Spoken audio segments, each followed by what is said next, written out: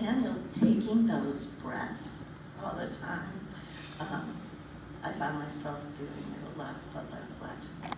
I think what happened is I put it away somewhere.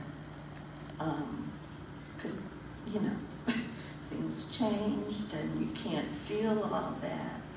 And so sitting here tonight just kind of, you know, puts you back in that situation. And I think now because of my age, I'm going through people dying in my personal life. And it's made me think of, you know, that period of time in my life. Like I feel like I got that break, you know, where people stopped dying, and now it's happening again. So, anyway, it was very emotional for me watching this tonight. You know, countless times over the years, people have asked, whether it's press or audiences, what's the message you want people to take from the movie? And I always sort of say, well, everybody will take different messages depending on who they are and what their vantage point is. But then what I always come back to is that the one line in the movie that really, in some way, encapsulates the most powerful part of the story for me is when Eileen at the end says, I don't have to worry when I'm old and looking back at my life that I haven't done anything. You know, I just think that it's something for all of us to carry with us. You know, will we, whenever we die, if it's tomorrow, and you know, when we're old, when we're young, will we feel like we've done something, even if it was just one little thing that makes us feel like our life meant something. So that line always and I means am so much old to me. How did that happen, right? Guy, you want to pull the mic a little closer? Okay.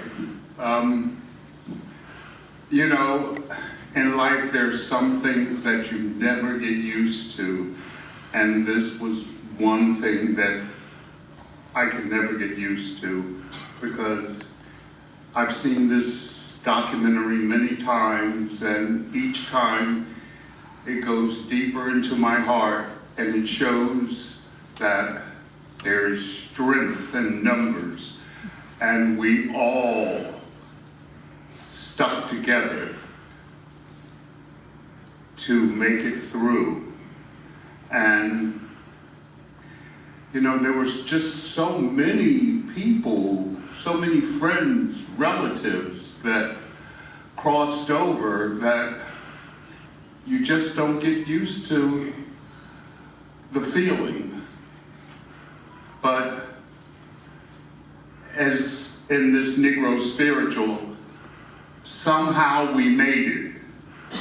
Through it all, God brought us through. That's all I can say.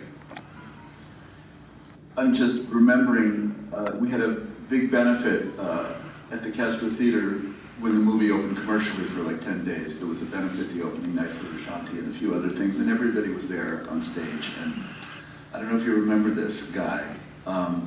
We both had a friend from Cafe Flora, a guy named Freeman, who was a movie actor, who's no longer with us. But he was the first person in the Q&A, and you can imagine the emotion in the Castro Theater was pretty intense. And guys, Freeman was the first person to get up. And he said, all of you are the people who did the right thing. All of you were heroic, all of you. And he said, I was a total failure in the epidemic. He said, 3 of my lovers died from AIDS, and I didn't take care of any of them. And my friend Rodney Price was living across the street from Cafe Flora, and I never visited him. And it was a very powerful moment in the theater, because everybody in our community, even the ones who did the most, we all have somebody that we didn't visit. We all have somebody whose funeral we didn't go to. So everybody in the room is feeling this to some degree.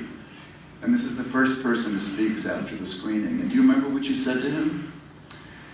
You said, Freeman, he said, every day people come to my flower stand and they say, when are these roses gonna open? Or when are these tulips gonna open? And I tell them they'll open when they're ready to open. And it's like a baby. They'll learn to wipe their butts when they're ready to wipe their butts. But it's not too late for you to blossom.